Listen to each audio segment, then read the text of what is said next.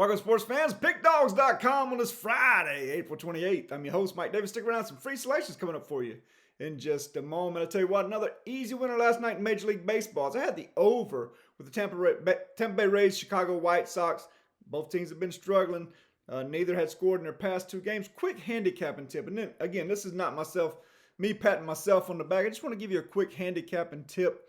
Anytime a couple of teams are struggling at the plate, and the White Sox have not scored a run in two games, the Rays have not scored a run in two games, we know how powerful their offense is. Having said that, they were facing the same pitcher in that matchup.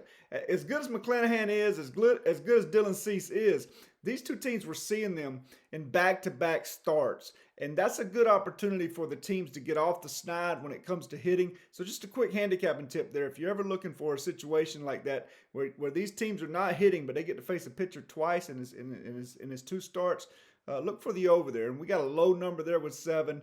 And I believe the final score was 14-5. So an easy winner last night in Major League Baseball. Big play going tonight. Personal favorite goes in Major League Baseball. And USFL big play goes tomorrow. So make sure you take advantage of that.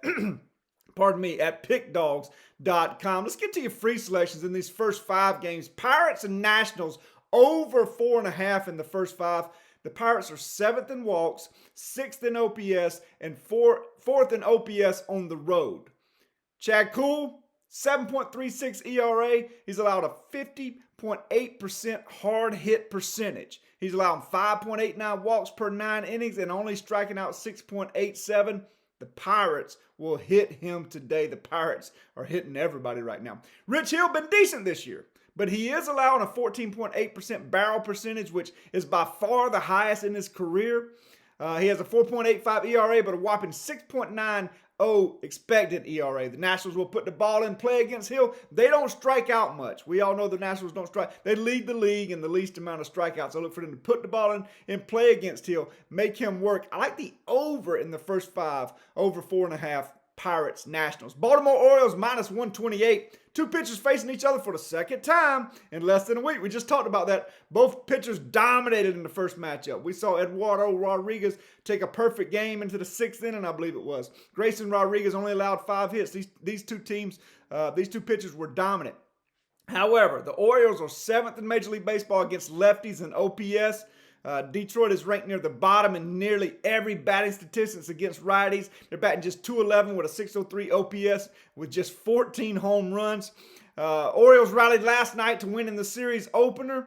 I look for the Orioles to hit Eduardo Rodriguez in the second time around, and I look for Grayson Rodriguez to be able to keep these Detroit bats fairly quiet again because they just simply do not hit righties. So I like the Baltimore Orioles minus 128 in the first 5 in this one.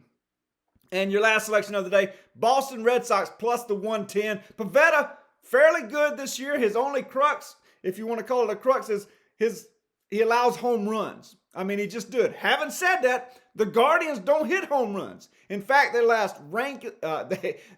rank last, easy for me to say, in the league in home runs against right-handed batters with just 8 home runs against righties this year. They're batting just .231 against righties, so they're not moving the line either.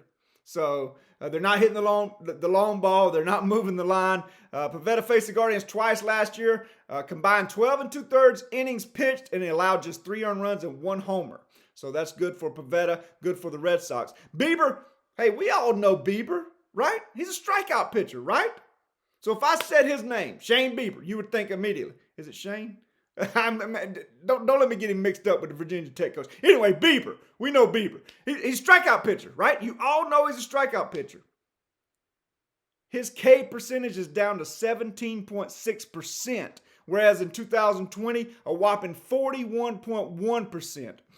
He's not the same pitcher he once was. He's had 2 starts at Fenway Park in his career, and it didn't go well. He allowed 13 hits, 9 earned runs, including 3 long balls in 11 1/3 innings pitched. The value is with the home team in this one, the Boston Red Sox, in the first 5. If you like what you see, folks, give the video a big thumbs up. Subscribe to the channel. We give you great information each and every single day. That's what I have for you, folks. Everybody have a great and profitable Friday, baby.